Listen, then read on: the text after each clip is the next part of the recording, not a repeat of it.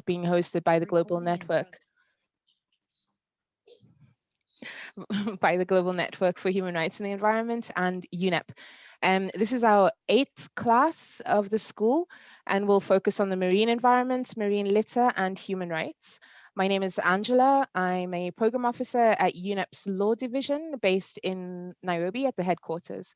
So during the next 90 minutes, we're going to be exploring issues around government and business responsibility and accountability, as well as knowledge gaps and the blind spots that we face when it comes to impacts of plastic products and their additives and plastic pollution on women, informal workers, and disadvantaged groups. We're joined by 2 excellent speakers whom I'll introduce in a second. Before we begin though, I'd like to share some rules and dynamics for our summer-winter school classes. So please keep your microphones muted during the instructor's interventions. This will help to reduce interference and it will facilitate communication. Interventions by each instructor will be followed by a 10-minute question and answer session. If you think of a question while the interventions are in progress, please do share it with us via the chat box on the Zoom control panel. And if you want to speak and the connection allows it, microphones can be opened during the discussion session. To let us know that you'd like to speak, simply raise your hand by clicking the hand button on the Zoom control panel. This session is being recorded and will be available on the GNHRE website later. If you would prefer not to appear in the recording, then we ask you not to switch your camera or your microphone on.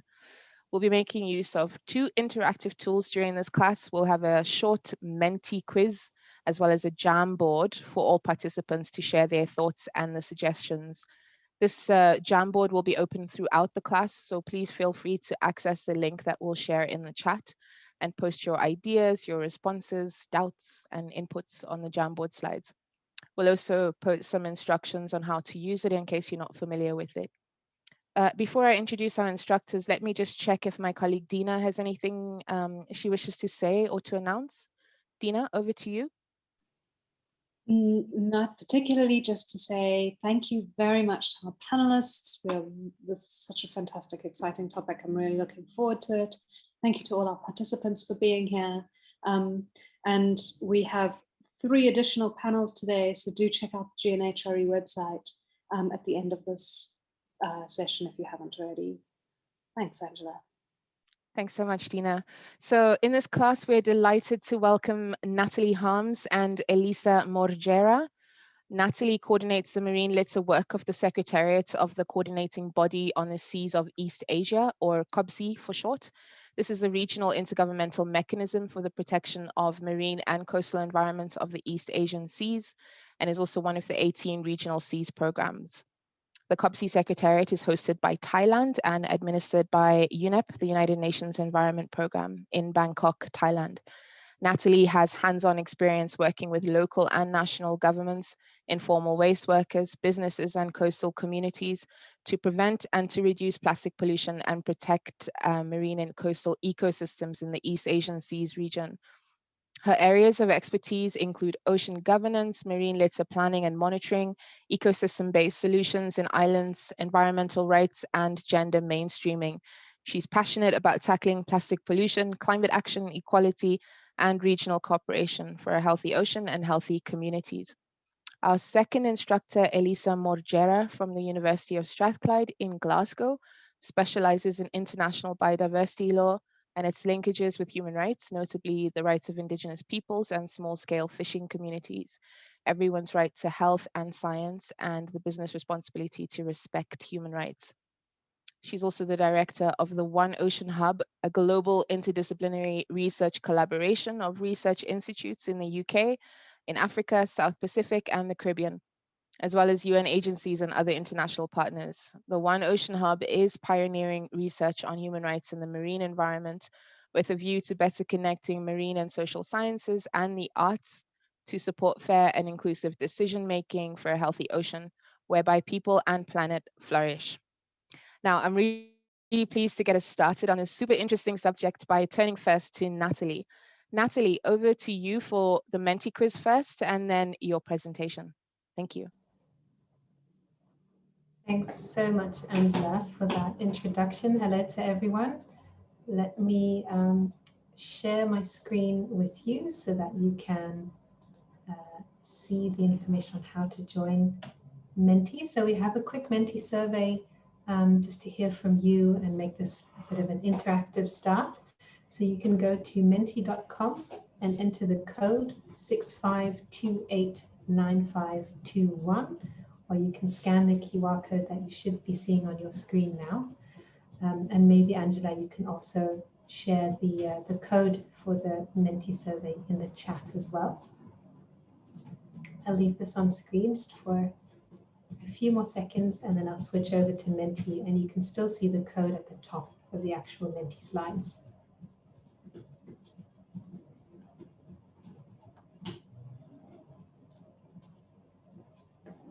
All right. So I see some of you are already giving your answers. First question is, how many metric tons of plastic are leaked into the ocean every year? Is it 4 million metric tons, 8 million metric tons, or 11 million metric tons?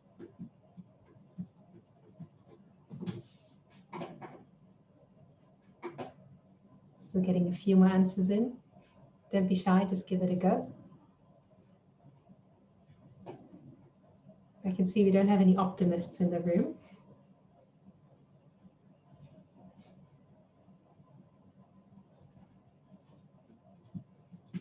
For those of you who are still logging on to Mentimeter, you can see the code at the top of the screen there.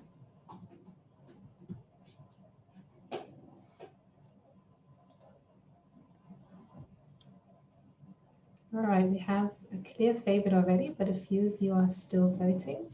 Give it just a few more seconds.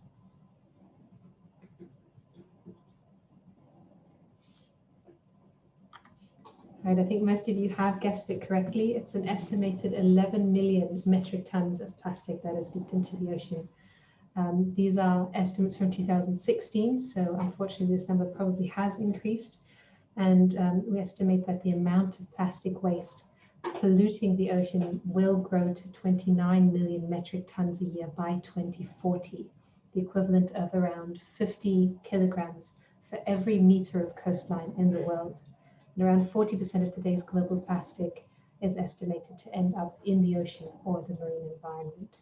So that's not good news. Let's carry on to the second question. How many people around the globe depend on fisheries for their livelihoods? Is it around 4%, around 10%, or around 18%?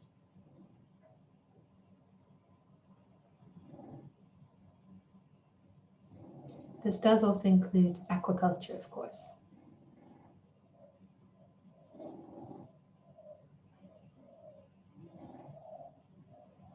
Okay, still a few more answers coming in. Some of you seem unsure about this one. Just give it a go. Seems to be a clear tendency towards larger numbers in this Mentee poll.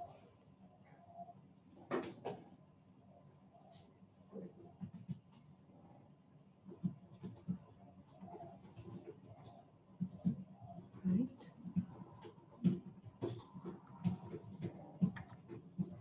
Well, it's just above 10% actually. Then the livelihoods of more than 10% of the global population depend on capture fishing and aquaculture.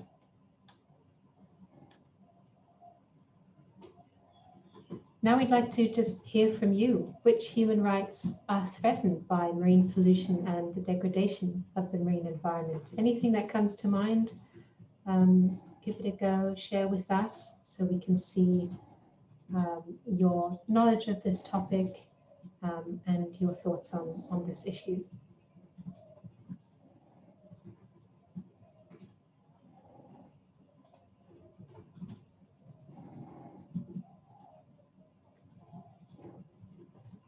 Okay, there's a few coming in. The right to water and sanitation, very good. Generally, the right to a healthy environment, yes. The right to life, of course.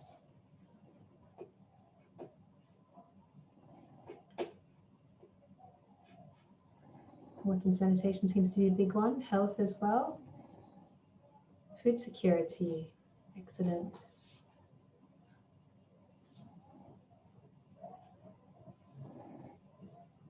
Healthy living, dignity, healthy ecosystems. You see another food security popping up there as well. So there's quite a few good ideas in the room. There's no incorrect answers, so don't be shy. Add your thoughts.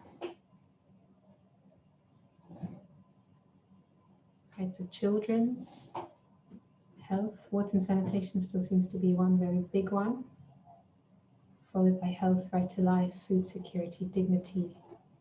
These are all excellent answers.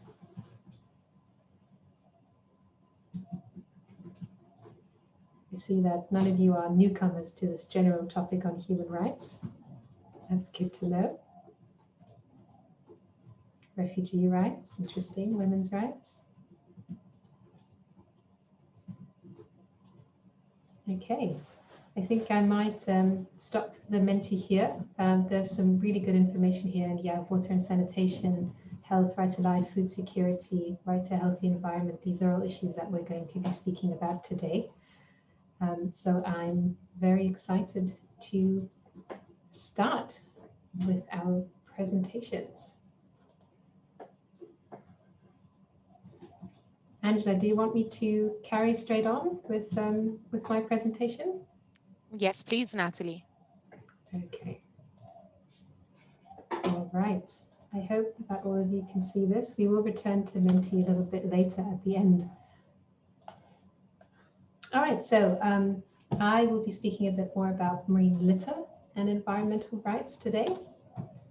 I'm going to give a quick overview of who we are, UNEP and the regional seas, and COPSI in particular, the marine litter challenge, plastic pollution challenge that we're facing, and also quickly speak about COVID-19 impacts on plastic pollution and people. And then I'll turn to human rights and marine litter, discriminate impacts of plastic pollution. We'll show a little video on plastic pollution and human rights and speak about environmental justice impacts of plastic pollution, what businesses can do and what governments can do. And I'll also share some information from a project that we are working on that is aiming to build the capacity of duty bearers. So a little bit about us. Angela already mentioned it. I work in the Secretariat of the Coordinating Body on the Seas of East Asia, or COPSI for short. So COPSI is the decision-making body for the East Asian Seas Action Plan. So this is an intergovernmental mechanism that brings together 9 countries in Southeast Asia and East Asia for the protection and sustainable development of the marine and coastal environment. And it's one of 18 regional seas programs. The COPSI Secretariat is administered by UNEP and it's hosted by Thailand. So we're based in Bangkok. And just to mention as well that in 2019, COPSI countries adopted a regional action plan on marine litter. And that regional action plan guides action in the region towards preventing and reducing marine litter from land-based sources as well as sea-based sources, but also to strengthen marine litter monitoring and assessment. So understanding the sources, flows, and impacts of marine litter, and creating enabling conditions for action. So this includes better research, better governance, and knowledge sharing and coordination in the region.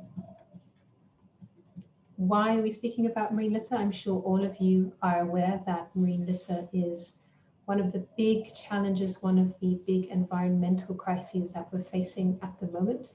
When we speak about marine litter, we mean any persistent manufactured or processed solid material that is discarded, disposed, or abandoned in the marine and coastal environment.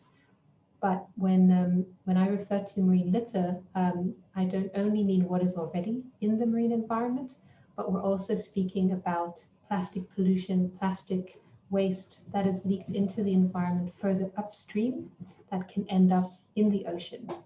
So I think it's important to remember a kind of a more holistic approach that looks at the sources all the way down to the sea where it often ends up.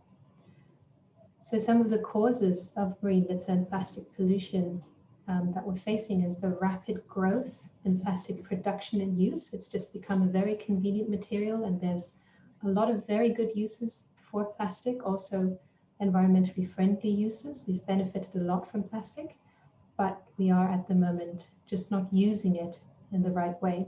We're overproducing, and we are producing plastics for single use and hard to recycle plastics that then end up as marine litter or in landfills and in the environment. And also we're facing largely inadequate management of solid waste and wastewater management as well. So a large amount of plastic is actually not recycled all around the world. This is because some plastic is not recyclable with existing technologies or with existing systems, but it's generally also an issue that we're just overproducing and our systems can't keep up with the plastic that we're using and discarding. And another important issue that's often overlooked is the production of marine litter and plastic pollution at sea or through sea-based sectors. So this includes illegal fishing, unsustainable fishing practices, unsustainable aquaculture practices, but it also includes, for instance, dumping of marine litter from ships at sea, also through leaks and at harbors. So very briefly, just on the COVID-19 impacts on plastic pollution, unfortunately, over the past year, we have seen a real increase in plastic use and plastic waste. So this is, of course, for personal protective equipment, which is very important, as well as medical equipment. But we've also seen a huge surge in takeaway food containers, for instance, during lockdowns and quarantine measures. And this has led to a huge drop in the demand for recycled plastics, and also fossil fuels prices are just too, it's just too cheap basically to produce plastic using virgin materials. And the prices for recyclates has dropped as well. And this is also affecting those people in the world who depend on collecting and reselling plastic. So this is especially the informal waste sector that's very active in South America, in Asia, but also in many parts of Africa, for instance.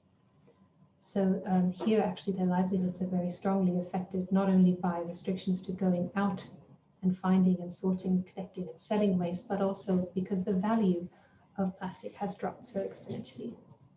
So what COVID-19 has showed us is that it really exacerbates existing inequalities that we're already facing. So the poor and marginalized groups of our societies are impacted by COVID-19 itself, but also by the pollution that it is producing, and they're threatened in terms of their access to food, sanitation, housing, also healthcare, and their livelihoods in general. So on to human rights and marine litter. We've already started a bit on this topic. As I think most of you know, we all have a right to a safe, clean, healthy, and sustainable environment. So this is this environmental right. It's a fundamental human right that we all have.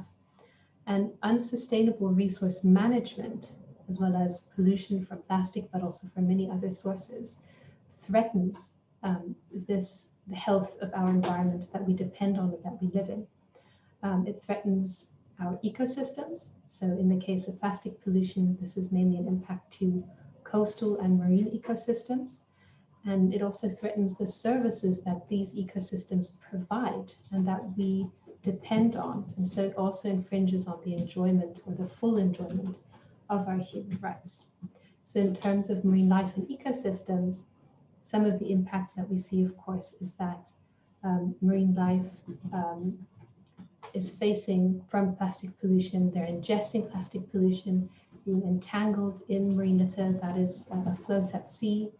And it's also, so this is really creating issues for marine life, but it's also threatening ecosystems itself that are clogged up by plastic pollution. So we see this, for instance, in mangroves, where a lot of the plastic pollution is being caught in coastal ecosystems, and it threatens the function of these ecosystems.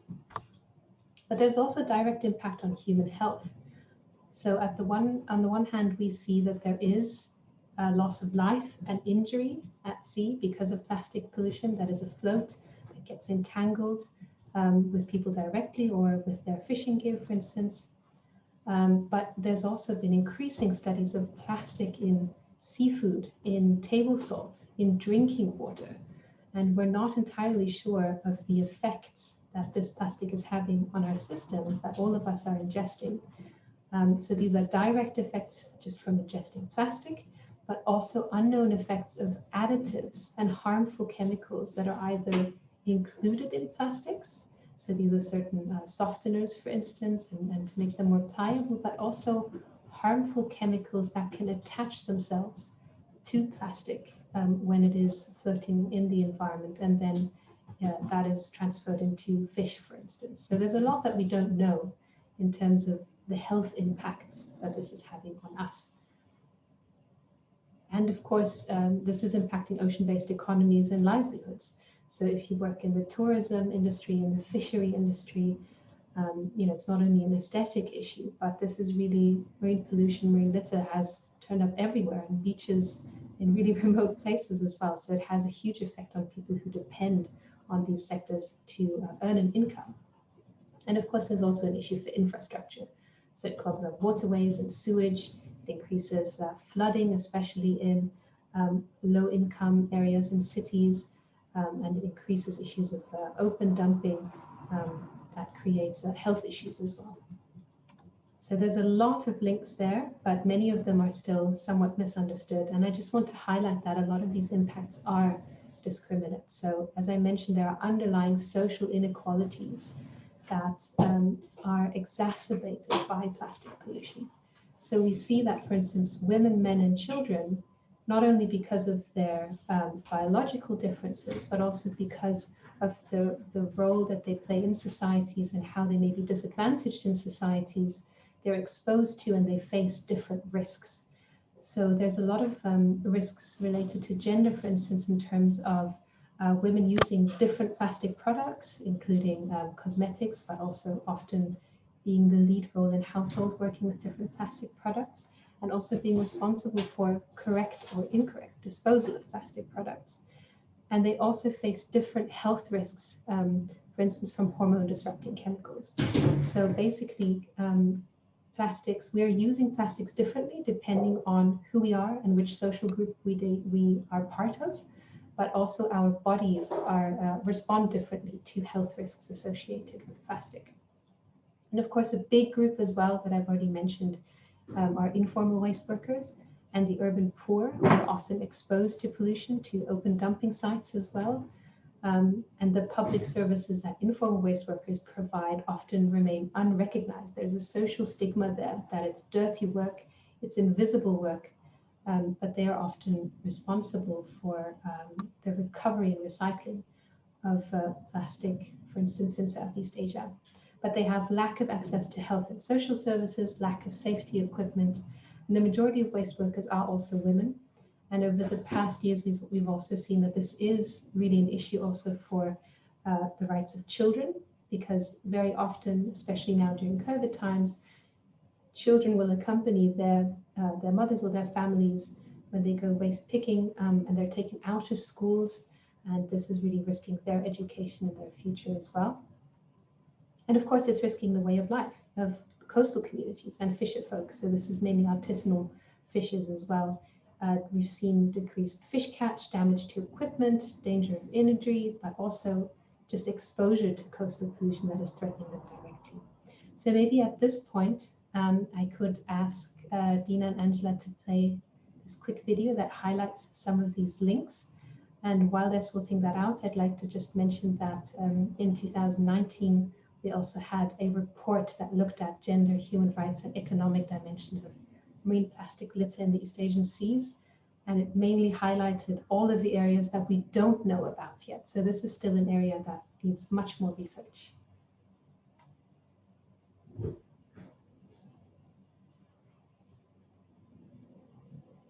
I think now the sound is not working. It was working earlier.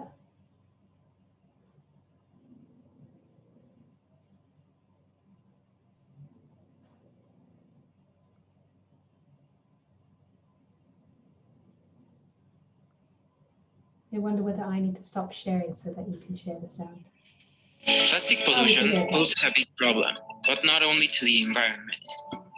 From source extraction to waste, the existence of plastics hinders the achievement of the United Nations Sustainable Development Goals, affecting natural resources and the health and rights of communities around the world. For example, this is Seabed. She lives in a fishing village near an estuary. Her family has always depended on the ocean and its resources, but recently, a plastic manufacturer has settled upstream. Pollution from the factory may cause flooding, impacts tourism and fisheries, contaminates seafood and water sources with microplastics, and overall has negative repercussions on human rights. Every step of plastic production, when unsupervised, can impact the health and human rights of communities like Seabed, which lack the power to influence planning stages.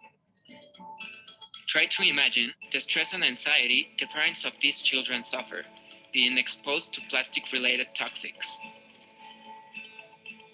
These marginalized communities, living next to polluting industries, are more susceptible to inequalities. Health issues compound education disparities. Moreover, waste picking is considered a woman's job, even if their bodies are impacted disproportionately, further exposing girls like Seabed to sanitation issues. As fisheries are polluted, fishermen, like Seabed's father, are forced to take jobs in production, greatly impacting their health with highly toxic materials. At the same time, the lack of political will and financing delays the development of circular economies, recycling and collection infrastructures, and fails to properly address unemployment. Now, from an infrastructural standpoint, plastic is produced using highly contaminated methods. This commodifies natural resources for profit and hinders the improvement of cleaner energies. Coupled with insufficient regulations and penalties, this hampers the development of sustainable communities, while complex recycling systems burden individual consumers and local authorities abdicate their responsibilities. From an ecologic standpoint, plastic production drives climate change through the emission of greenhouse gases, threatens marine wildlife, and aggregates contaminants through bioaccumulation and ocean acidification. It also affects life on land, as most microplastics and plastic waste output remain on land. Industrialized countries ship their plastic waste to poorer nations, and facilities are built mostly in minority communities, like Seabed's, threatening strong institutions and undermining justice and stability. In all, plastic pollution prevents the reduction of inequalities. But there is a silver lining. We are presented with a chance to create equitable collaboration opportunities to address plastic pollution at the global scale, to help strengthen the voices from impacted countries and come up with real solutions.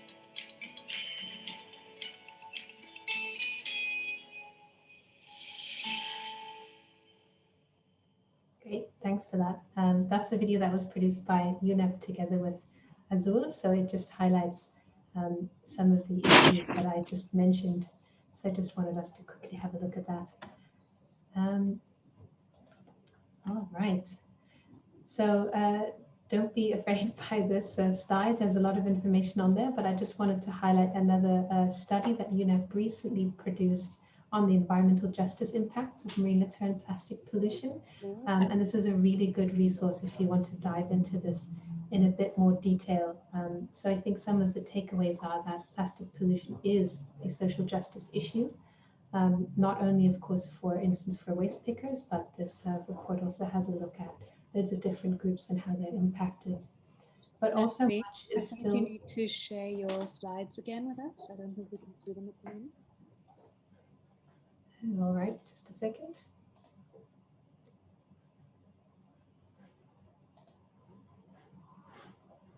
It says for me that I'm still sharing the slide.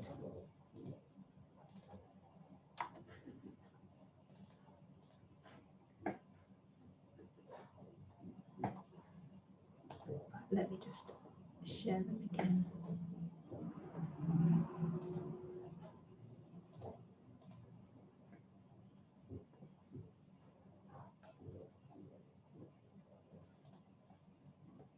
Apologies for this. It seems that my PowerPoint has frozen and this is why it's not showing up anymore. But I will try again. There we go. Okay, I hope you can see them again. Yeah, perfect. Great. So as I was saying, there's a lot that we still don't know in terms of the impacts of plastic on health and also on the environment.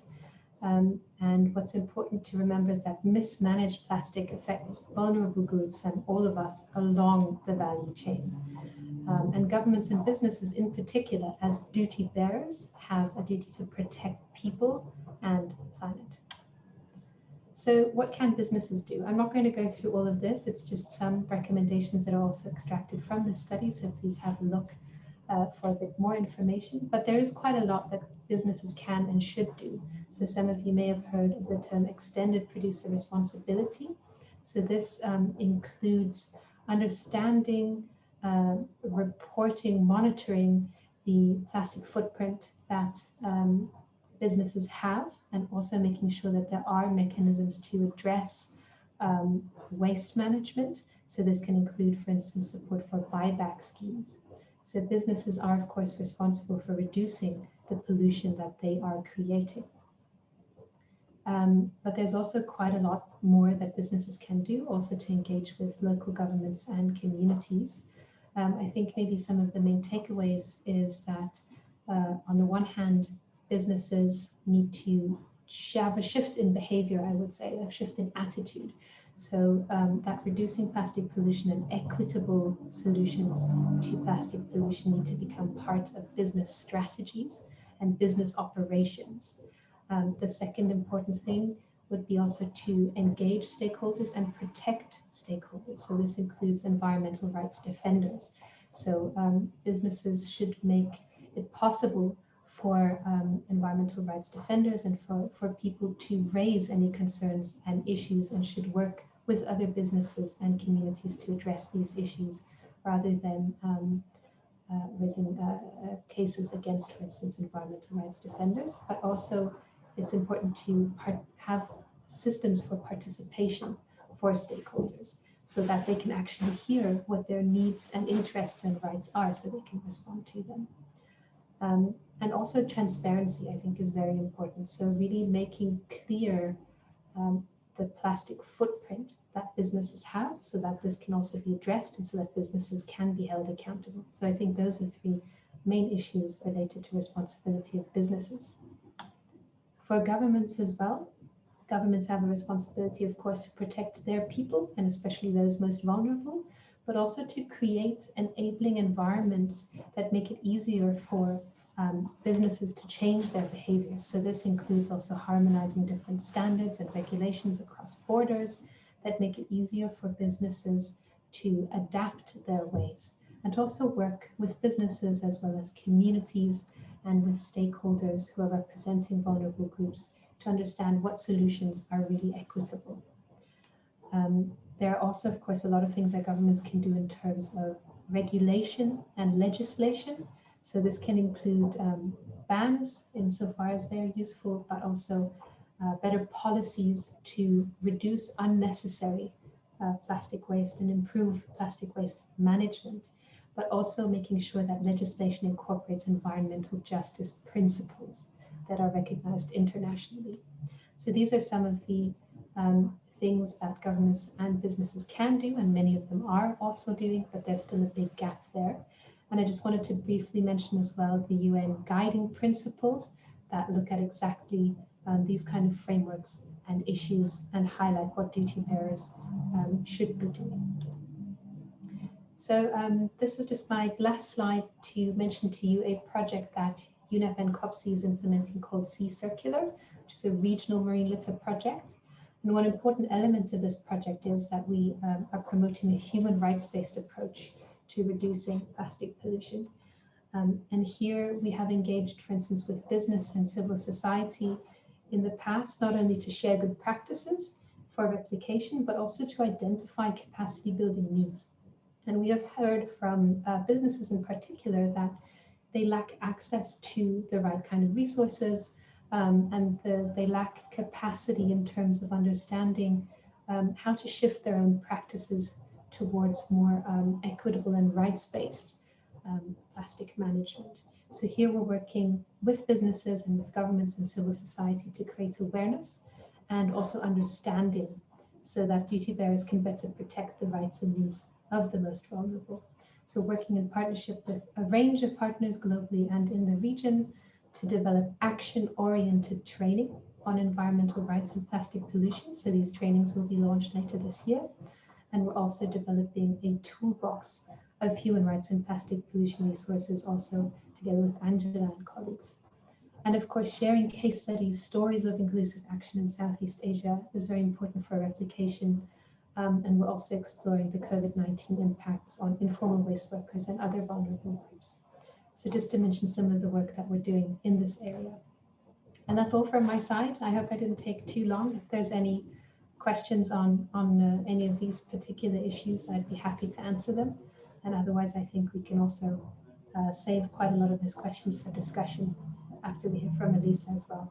Thank you. Back to you, Angela. Thanks so much, Natalie. That was great. And thanks also for playing the video, Dina. I think we have a couple of minutes for a Q&A session. So I know we received one earlier question in the chat box, and also just to remind participants that the Jamboard is going. So please find the link in the chat, and please do add your thoughts to those slides. There are four questions in total, 5 slides. So feel free to add your sticky notes onto the Jamboard. But Natalie, maybe we can take one question. And the question that we received earlier on was from one of our participants who asked the following: how do ocean military exercises and defense ammunition tests affect marine ecology and life? Wow, would you like to take that one now? That's a fantastic question. I wish I had a simple answer to that. Honestly, I think there's a lot that we don't know about this field, because it is usually an area that is kept quite under wraps by government. They don't really publish a lot of information on some of the military activities and what is being used and where things are going. But yes, I think this continues to be an issue. And I honestly cannot answer that question. I cannot give you a number. But I do think that that this is an area that also needs to be looked at. So I know that some colleagues are also looking, for instance, at the plastic pollution impact from military, but also research activities linked to space exploration, or sort of meteorological work that is being done. So these are all areas that I think we've taken for granted for a long time, where we really need to mainstream this look at reducing plastic pollution and understanding the impacts it has, because often these operations will take place in sort of isolated or remote areas where there might be very few communities, but they also might have fewer access to mechanisms of redress or healthcare. So I think this is a very important issue. Unfortunately, I can't answer that question, but a very good topic for discussion later on as well, I think. Thank you so much, Natalie. We just received another question, but I'm wondering if we should maybe take that one in the second Q&A portion so that we can allow Elisa to do her presentation. So yeah, turning to Elisa immediately, the floor is yours. Thanks. Thank you, Angela. And yeah, I think compared to the previous presentation, mine will be in a way broader, but not as in depth. And I think many of the considerations that Natalie shared in terms of the very specific understanding of state obligations, business responsibility, I won't go into that level of detail, but I think I'll be really pleased to do that in the question and answer sessions. But the scope of this presentation is really to place the questions around justice and human rights in the context of ocean plastics in a broader context of the full range of human rights that are at stake when we think about our efforts to ensure a healthy ocean. And unfortunately, ocean plastics is one of many intertwined threats that a healthy ocean is facing. We all know about overfishing, many other sources of pollution at sea and from land, but also the biodiversity that is lost due to destructive practices, fishing, but also other extractive practices. There's many concerns in the scientific community about the potential impacts of commercial deep seabed mining, which is becoming more and more a likely commercial reality. And of course, all of this is made even more complicated by climate change, creating threats of its own, as well as multiplying the impacts of the other threats that face the ocean. And so there's the complexity of the multiple threats to the ocean.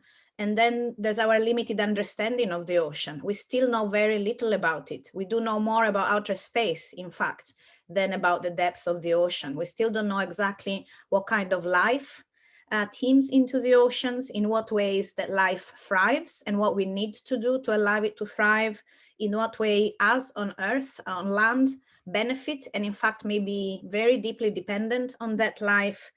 And we don't know the thresholds for sustainable use, in many cases related to the ocean. So we have this enormous science gap, and at the same time, the urgency to act on the oceans, because the science we have really shows that we are lagging behind in our efforts to tackle the threats, to be more coordinated in tackling these multiple threats on the ocean. And I think compounded with this is that often in many regions of the world and in many conversations around conservation, sustainable use, and human rights, the ocean is an afterthought. It's not quite as close to our awareness, to our understanding. We don't have as much case studies to really understand how human rights are affected by decisions on the oceans, how human rights can contribute to better, more inclusive, more integrated decisions on the oceans. We don't even have concepts.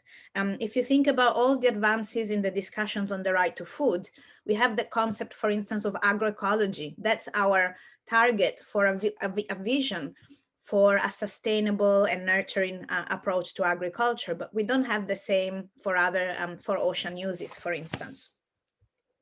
So against that background, which I know is daunting, I'm very grateful to Angela, Dina, and Natalie for having included the One Ocean Hub in this session, and just to share what how we have conceived a global program of collaborative research between the Global North and the Global South, also of transdisciplinary research, using human rights as very much our guide and our frame for trying to address in a more coherent and coordinated way multiple threats to the ocean, and also advance our understanding of how they impact on human beings and human well-being, but also how human rights can be a force for change in research as much as in the governance of the ocean. And so what we're trying to do with the One Ocean Hub initially was, in a way, a relatively simple intuition that thanks to the UN framework on business and on human rights and the environment, we have an understanding of the set of human rights and approaches that we need to take when we engage with the environment. But we need to advance our understanding when we think about human rights and the marine environment. But in addition to that, that frame also allowed us to think how the relationship between human rights and the environment can allow us to bring together different branches of science that are working on the oceans, that are working on environmental issues, but have not been brought together with the vision of transformative change. And so, for instance, thinking about the relationship between ecosystem services and human rights allows us to bring the key findings from marine sciences, from shallow waters, different areas of fisheries sciences, to deep sea ecology, into a framework, into a legal framework, and give those findings the relevance they deserve in terms of their importance for fundamental human rights. Equally, and you know, I've been really quite admiring the engagement the UNEP has had with environmental justice and the really rich scholarship on environmental and social justice that many colleagues in the Global South are advancing, very engaged participatory research, and a variety of social sciences are involved. And so once again, we can connect that research and frame some of those findings in human rights terms. And that again gives them an immediate legal relevance in different fora. And finally, what we're trying to do is also engaging with the arts and understanding how arts and art-based research can be a way for lawyers to open their minds, for all the other scientists to engage in a kind of new and more imaginative way, and for us to carry out research and maybe work towards change in more bottom-up approaches. And we've been very fortunate to present some of the research that our colleagues in South Africa have been carrying out in 2 sessions in the school this week. Participation as resistance, and also on human rights and environmental defenders. And I'll speak a little bit about it, but I think I'm really grateful that we have those recordings and that we have been able to engage in a dialogue about how those arts-based approaches can really help us see beyond and imagine solutions to those problems that we're stuck with from a legal perspective, like the limitations of consultations, the limitations of planning processes, the limitations of how we try and bring people to the same table and really listen to each other and learn and devise shared approaches to protecting the ocean and using it sustainably. And so in a way, there's that potential for human rights and the environment to really provide that, both to integrate research across and give value to different contributions that the different sciences make, but also provide an integrated evidence base to decision makers and help them in achieving policy coherence, in achieving multiple sustainable development goals, in understanding where there may be unacceptable human rights implications, where decisions that may appear to have certain trade-offs instead have multiple hidden trade-offs, and really looking as thoroughly as possible at those mutual dependence between a healthy ocean and multiple human rights. And so we have applied this as our frame of research. It very much shapes what we're trying to do, and human rights are really the way in which we translate findings from across our work to different policy settings, and importantly, across scales. So from the local and national level, particularly in 3 countries in Africa where the research is more advanced, so South Africa, Ghana, and Namibia, but also with the collaboration with the UN in regional and international fora, where we may feel, and where we are in fact maybe very disconnected from the reality of coastal communities and impacts on the ground, and yet decisions that may appear quite high level and unrelated, say related to the high seas, are very much connected to what happens on the ground. And we need to bring again the science and the understanding together to make sure that any decision at any level is not taken without the understanding of human rights implications, but also relying on human rights standards to be more inclusive, more integrated, and more, on the whole, more rounded approach. So this is just to give a sense of the human rights dimensions we are exploring. I think one of the key issues has definitely been that of procedural rights, and how very well-known issues across human rights and the environment related to true participation, to effective access to information, to effective access to remedies and justice, all those issues that we know about when environmental impact assessments fall short, unequitable benefit sharing.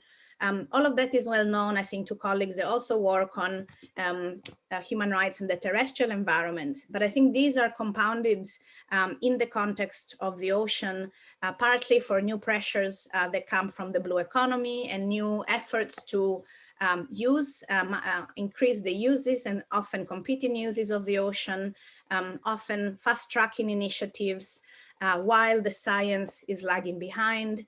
And also having at the same time opportunities and risks in the attempts to develop more comprehensive decision-making frameworks for the ocean. And so marine spatial planning as an approach to consider multiple threats, multiple uses and demands, multiple stakeholders coming together is both an opportunity to take the human rights and marine environment interactions into account, but also a risk that instead decisions will be taken but will be dominated either by, say, purely marine sciences perspective and not bringing in social sciences in processes that are not inclusive, in processes where certain really deep and important connections with the oceans are just not seen or not heard. And of course, it's been discussed in other sessions in the school. The global pandemic and the responses to the global pandemic have just heightened the importance of this area of research and understanding. Within that one area of work that has become really very crucial for us, and really very much thanks also to collaboration and exchange of ideas with Angela and colleagues at UNEP, has been how in all the work that has been done on environmental human rights defenders, ocean defenders are still a bit on the sidelines. They're not necessarily fully considered or understood, and their fights and how their fights related to the ocean may link to other fights related to land uses, and how all these multiple pressures on communities and their rights are affecting them. So there's definitely a really important area of raising awareness around, say, small-scale fishers fighting for their human rights and the protection of the marine environment, indigenous peoples, young people, and really paying particular attention and making sure at least the ocean defenders are not forgotten in all the important work that is ongoing in the area. But as also Natalie mentioned, there's a lot of work to be done, both from a scientific perspective and a legal perspective, to understand where issues may arise in decision-making on the ocean that may have impacts on our human right to health, food, water, and culture. For health, there's so many incredible advances in science that show how we are incredibly reliant on the ocean, and yet that is often an aspect that, even in those more advanced conversations on the environment and health, often fall through the crack or are really at the sidelines. A lot of the work that we've been doing has really been linked to the point about ocean defenders around the protection of the rights of indigenous peoples, local knowledge holders, small-scale fishers, including rural women, to marine areas and marine resources. I think that the fisheries sectors and other marine sectors are lagging behind compared to other sectors in terms of understanding their human rights responsibilities and understanding how human rights play out in the context of marine resource development processes and conservation processes. And one of the things that has really come very strongly from our research is also how much we may have disconnected but relevant and important pieces of regulation at the national and international level that, if brought together, could provide the necessary protection to indigenous peoples and others. Again, they're important blind spots, and understanding, for instance, intangible cultural heritage related to the ocean is one of them. And my colleague Dylan discussed, for instance, their research findings and use of art to convey very deep spiritual connections between certain indigenous peoples and the deep seabed, for instance. A lot of work also needs to happen on the economic side of things. I think access to markets and livelihoods and how that affects other human rights is really an area of work where we're just starting to fully appreciate the extent of the questions and the extent, I think, of connections that we need to make to advance. And as I saw also on the Jamboard, understanding the role of business, how we apply human rights, and how we understand the responsibility to respect human rights in the marine context is yet again an area where we need more work. There's been a lot of advances in understanding the human rights of small-scale fishers, and yet very little yet to come in terms of understanding the human rights responsibilities of large-scale fishing operations, for instance.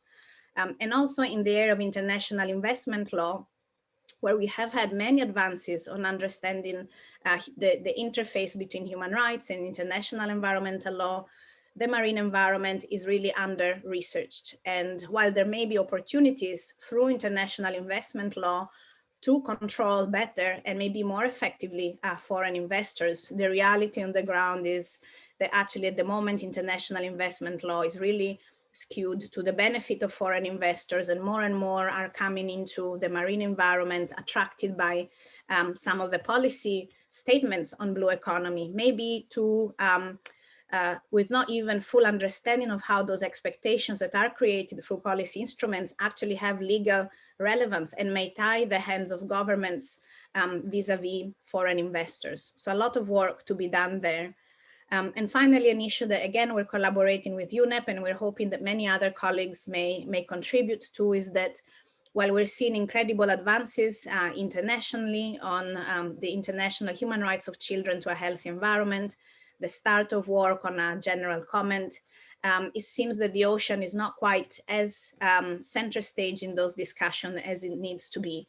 And partly because maybe we need to bring the science to children and their champions, but also reflect about how that science then translates into human rights obligations and how that science needs to be understood through a human rights lens.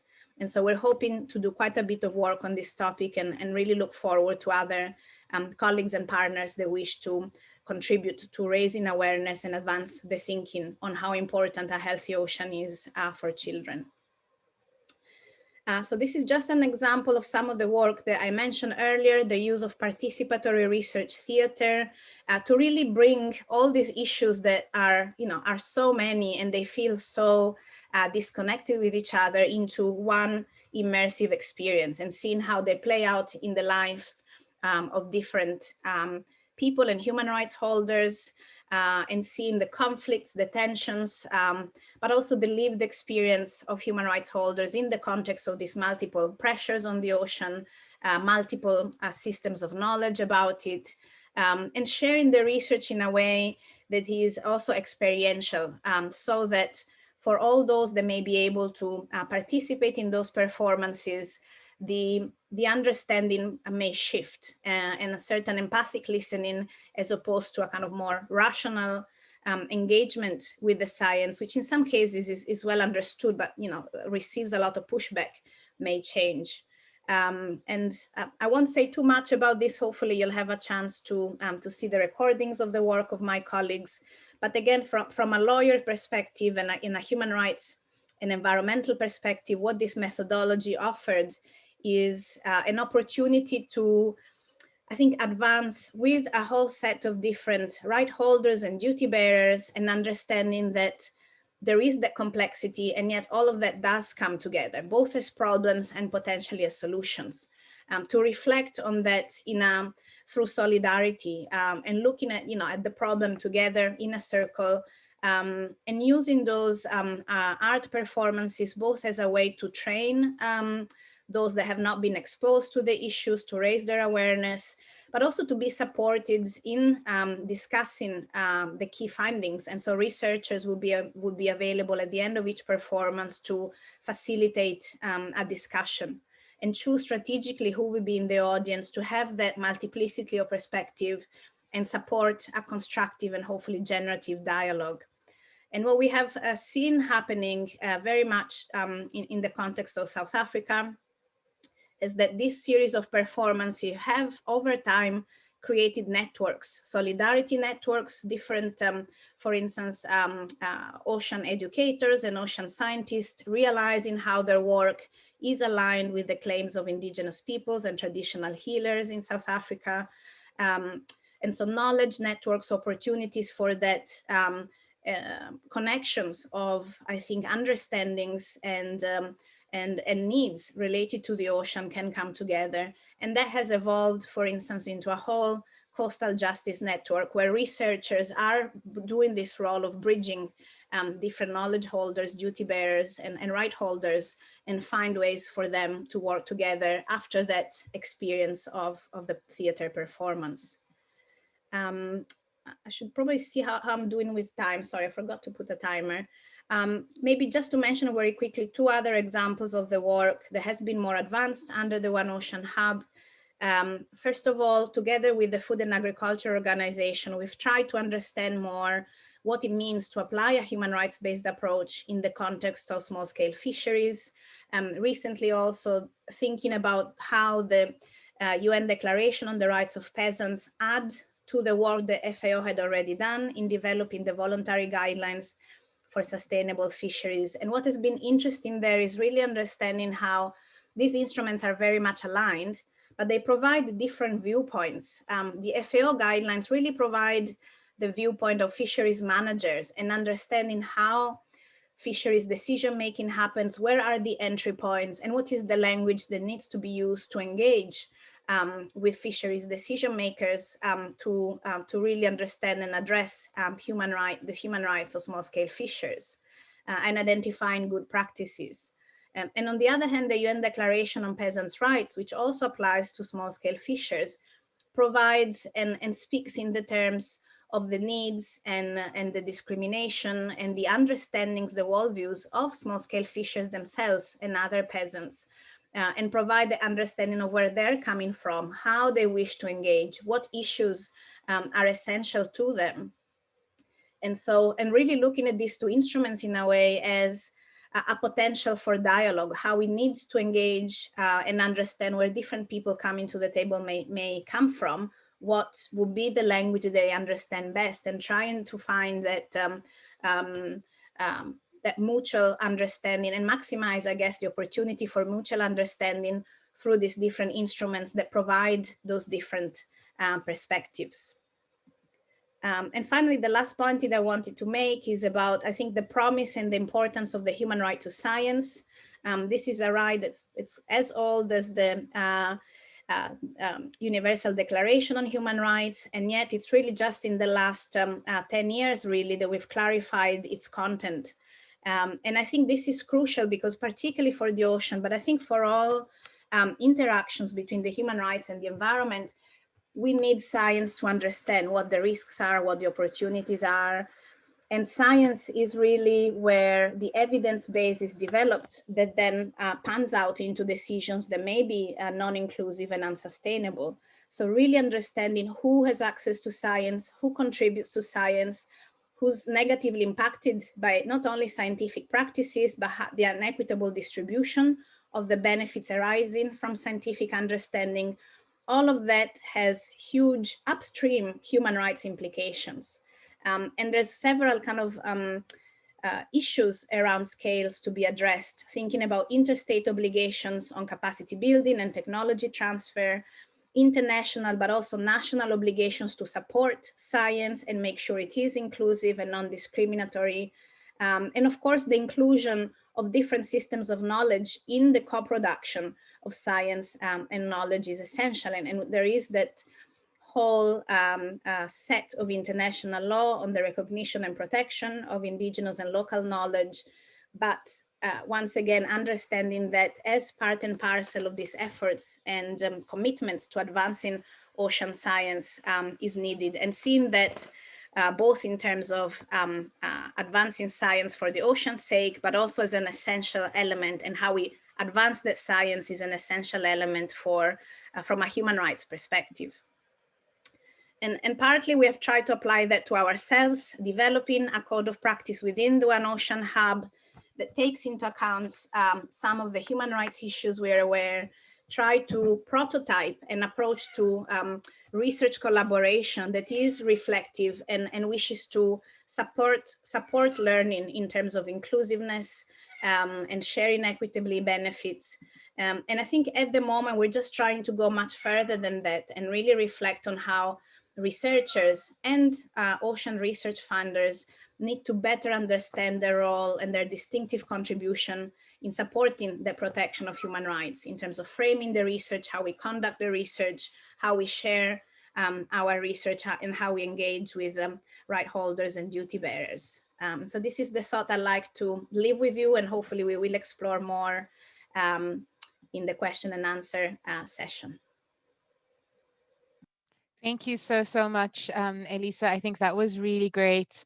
And also thank you to our participants for being super active on the Jamboard and also submitting your questions in the chat. We've received the following questions. One of our participants writes, you note that the impacts of plastic pollution can be tackled through collaborative social justice activities. This seems like an adaptation strategy to an accepted ongoing pollution problem. What about mitigation methods, ways of stopping plastic pollution at source, that is banning unnecessary plastic production like single-use plastics? Natalie, maybe I turn to you for that one. Yes, thanks for that, Angela. So I absolutely agree, of course, that we need measures all along the value chain.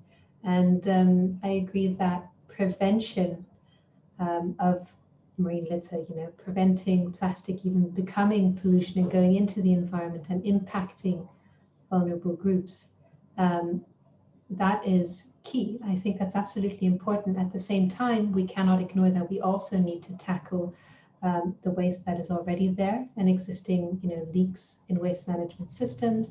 And we also need to recover whatever we can from what is in the environment. But yeah, studies have shown that it's much more costly to recover what's already in the ocean or in rivers than to actually prevent it from getting there. So I think we need action all along the value chain, and we do need action that looks at this entire life cycle of plastics.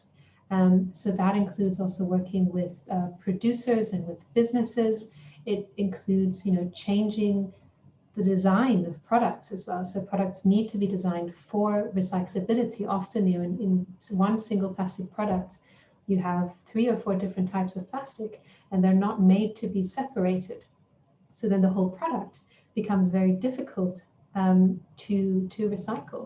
So these are all kinds of things that are very important to think of also earlier in the value chain. Maybe just one example to mention as well is the issue of labeling.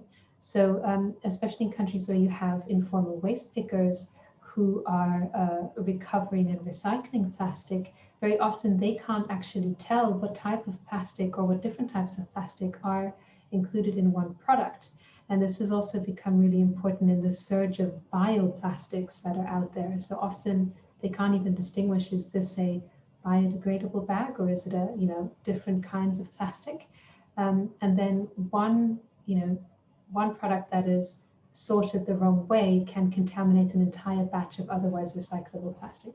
So yes, we need action all along the value chain. We need to engage businesses, we need to engage industry, we need to engage consumers, we need to engage civil society, we need to engage research as well on impacts, and also of course governments. So all of us have a role to play, and the time for sort of shifting blame, I think, has long passed, because this is an issue that is not going to go away if we don't act now. Thanks so much, Natalie. Elisa, the next question I think should be for you. The question is, how can human rights principles contribute to the circular economy or circularity? I guess this could be a question for either Natalie or Elisa. But Elisa, maybe you want to go first and then Natalie can complement.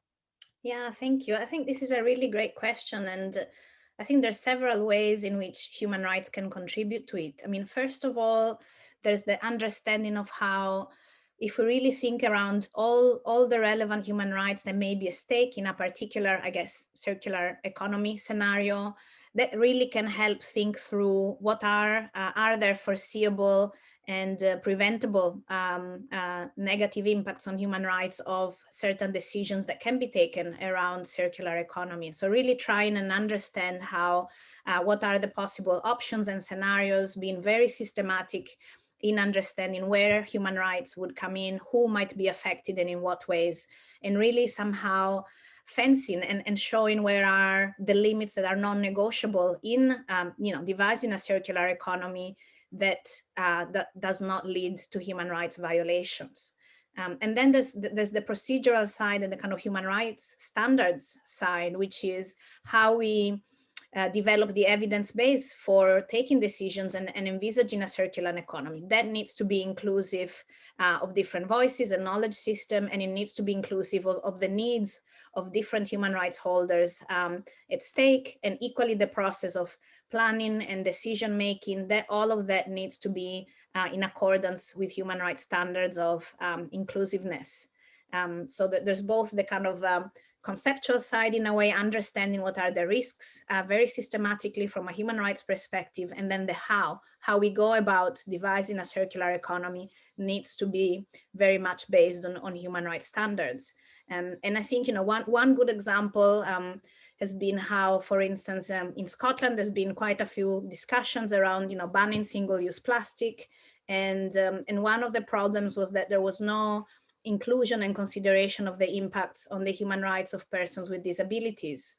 And that just shows both the substantive side, and in the, I think, rush to try and address a problem, there hadn't been sufficient thinking through all the potential human rights holders that could be put at risk for a decision, but also in terms of maybe there should have been a much more participatory approach to let different human rights holders voice their concerns and offer maybe different solutions that could have been not only more effective, but more supportive of human rights across the board.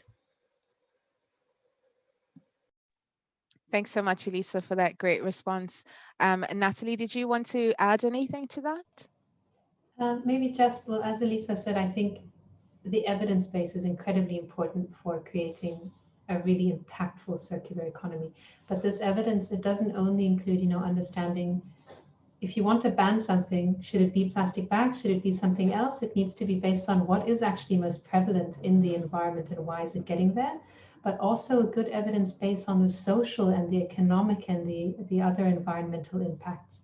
So here I think it's very important that we also, there might be multiple pathways to a circular economy, and one pathway might lead to greater job loss or job creation, for instance, and then shouldn't we favor an approach that really future-proofs livelihoods as well? So this includes for the informal, should we just replace all informal waste activities in different developing countries with bottle take-back machines displacing those livelihoods, or can we come up with a pathway that is circular, that is more inclusive, and that makes sure that people are not left behind and that their services are actually acknowledged and they play a role as part of solutions.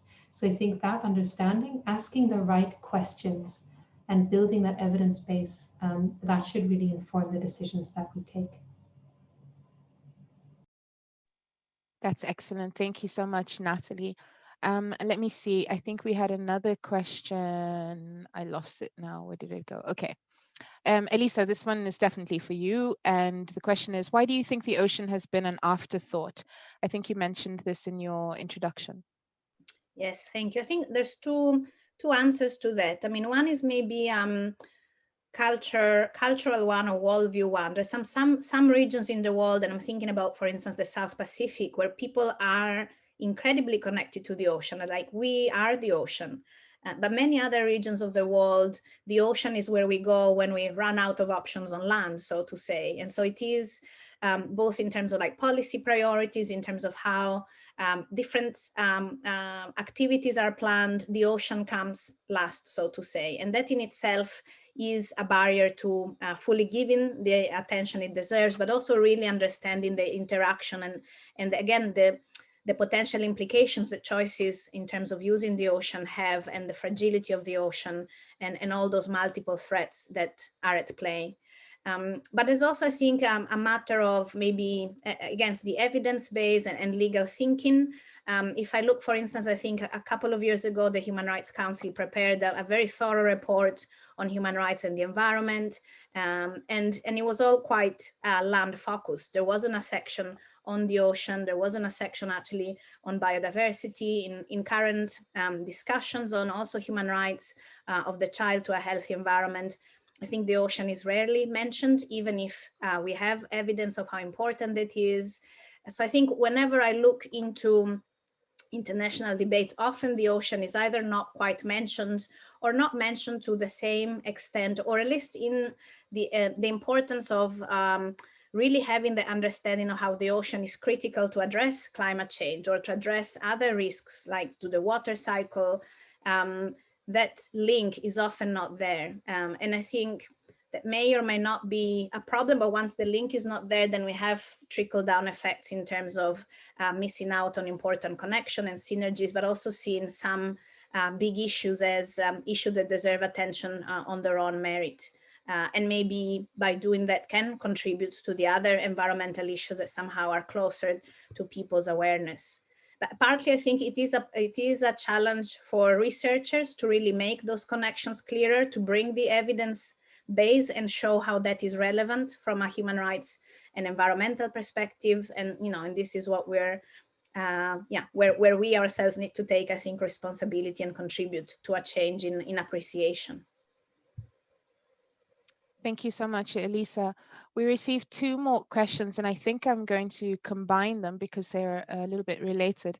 And I'll ask both of you to respond before we move on to looking at the Jamboard and closing the session. So the questions: what steps are being taken to contain problems of excessive seabed exploitation and oil spills, and what steps need to be taken to minimize plastic pollution related to ship accidents like Express Pearl in the Indian Ocean. Who'd like to go first? Elisa, you're on the screen. Do you want to go first? And then we go to Natalie. Sure, I think so. On deep seabed mining, I mean, the International Seabed Authority has not yet approved commercial exploitation of seabed minerals, but it is in the process of developing the environmental rules that would apply. And so once that's completed, we could expect the real start of deep seabed exploitation. There are some issues around transparency and the effectiveness of the governance structure, the International Seabed Authority, how the science base is used and whether the rules are strong enough for such a high risk activity. While I think the environmental scientific community is really showing the irreversible damage that could arise for biodiversity from those operations. And I think from our own human rights perspective, there is no, the discussion on deep seabed mining is very insulated from the rest of the concerns that we find in international law, including potential human rights impacts of the damage that could arise from deep seabed mining. So there's definitely an area where we need more engagement of environmental lawyers, biodiversity lawyers, and human rights lawyers.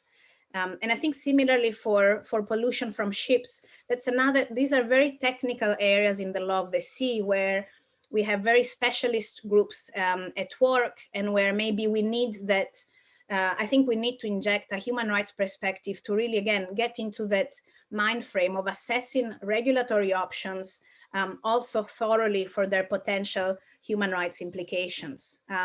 Some of it may be starting, but I think a lot more work needs to be done. And a big barrier is a knowledge barrier, I think, for general environmental lawyers and human rights lawyers to find the entry points and the terms of engagement in such very, very technical areas of the law of the sea. Thank you, Elisa. Natalie, would you like to compliment? Maybe just to add that I think, you know, where regulation exists, often enforcement might still be an issue. So I think, you know, especially in terms of, you know, the accidents that happen, what just happened off the coast of Sri Lanka, for instance, you know, I think I would want to look into what safety measures, what precautions were actually taken in terms of what was loaded onto that ship, why these accidents are caused. And I think that there needs to be much better enforcement of, you know, security measures there as well. And I think one big issue that all of us still need to overcome, and especially also governments need to regulate, is that issues of environmental impact or also human rights impacts should not be valued less than you know, prosperity and economic profit. So this is, of course, all part of a system of, you know, globalized trade, where all of us want to be able to, you know, quickly order something from Amazon or whatever and have it shipped to us very quickly, and we don't want to pay much money for it. So I think all of us can think about those practices, think about supply chains that are behind that. There needs to be transparency in those supply chains, and there needs to be precautionary measures and security measures, not only in terms of you know, keeping these supply chains running, but making sure that they are actually safe for the environment and for the people around it. So I think, you know, there will always be accidents. Some of them cannot be prevented, but I think then also governments need to be in a good position to react quickly, to reduce the impact, and also to hold businesses accountable.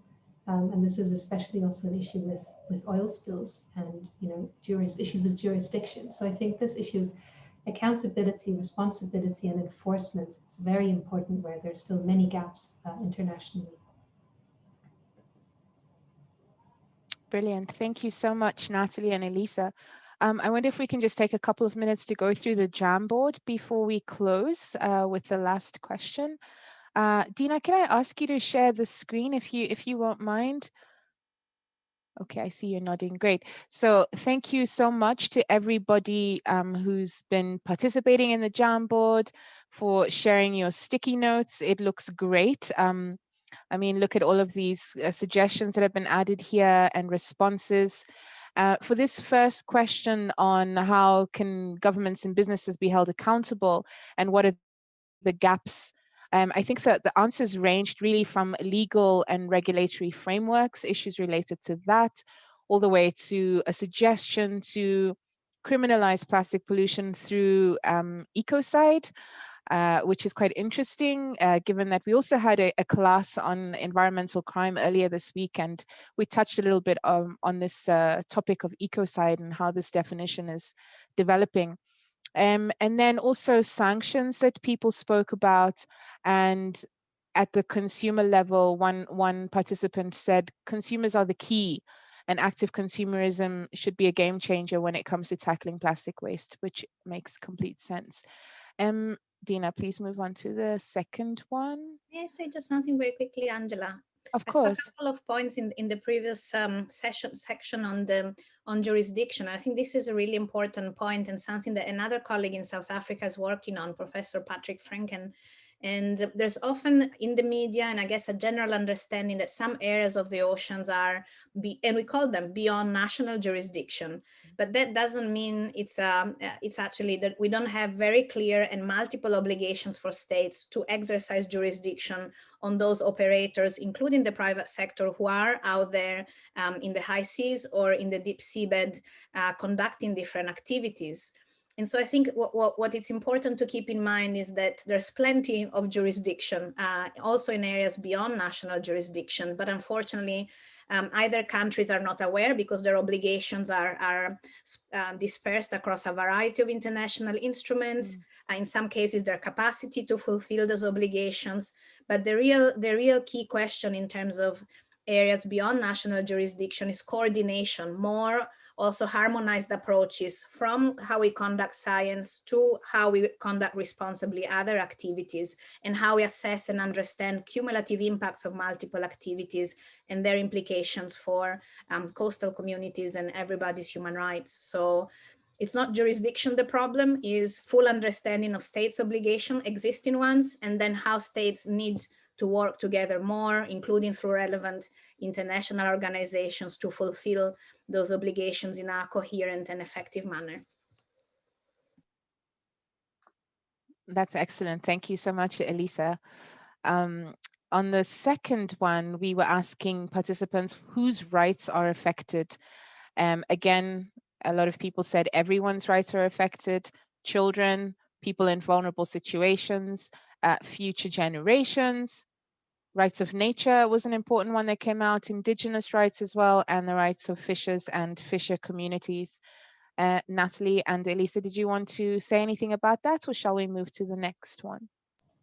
I think that pretty much covers it perfectly.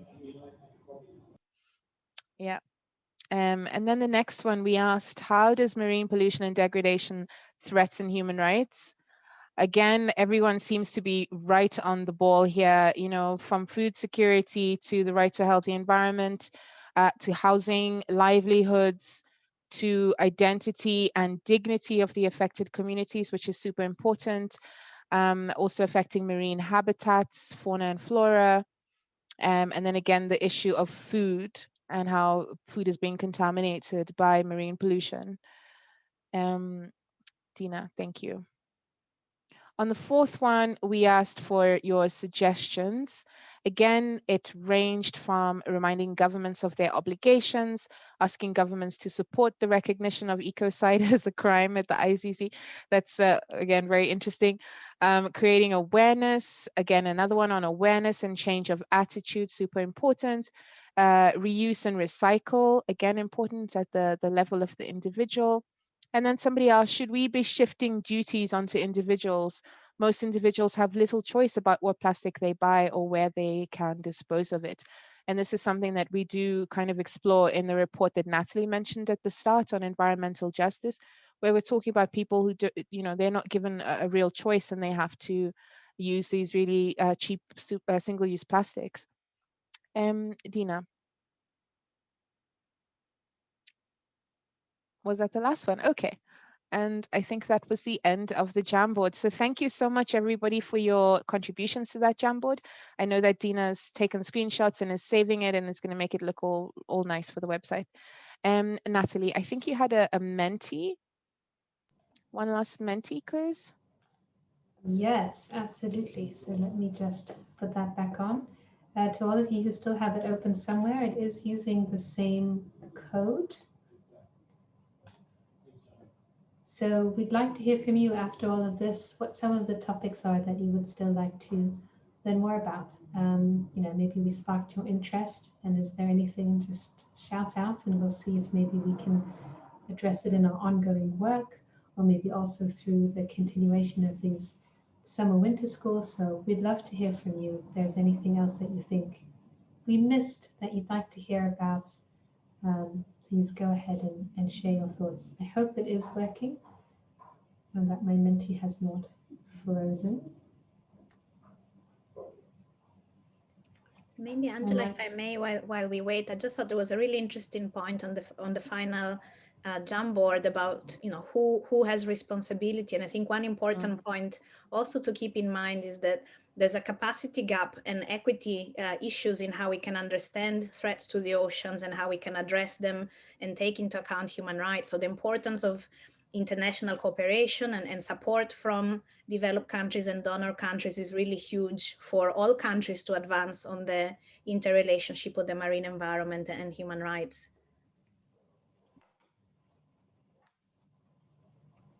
Yeah. I hope everybody is able to access the okay, I see the responses already coming up, and I'm sure they will continue to come up and populate this slide for us, Natalie. But I know that we are now out of time. It's exactly past. So I just wanted to once again thank our stellar instructors for today, and to all of you participants for being so engaged and interacting on this topic. Someone said in the chat that they're so excited. Let me just find what they said. Something about being overly excited or too excited. I can't remember exactly what it was, but thank you so much for being so excited to be part of this discussion. And Dina, I know you might want to have a few last words, so let me hand over to you, Dina. Just to say thank you to our panelists, thank you to our participants, and a special thank you to Angela, who just did such a great job moderating this session. She is the first person to bring a session in on time in the summer school. That deserves special mention.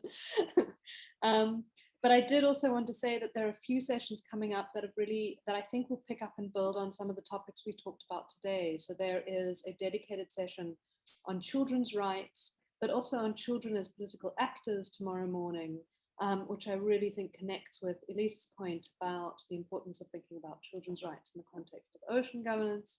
There's a session later today on human dignity and human rights, which will kind of, I think, develop our thoughts and thinking about human rights approaches and what that means.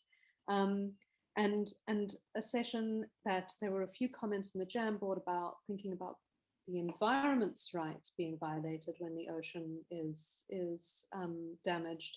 And there's a session today, our last session of the day at 5:30 is on rights for non-humans in the Anthropocene, which is going to look at various kind of non-human rights recipients, rights holders, and what that means. So please do join more of our sessions. There's so many intersecting and important issues that are cutting across these sessions. Thank you again to our panelists and to all our participants. That's it. Thank you so much, everyone. Bye. Thanks so much. Take care. Stay safe.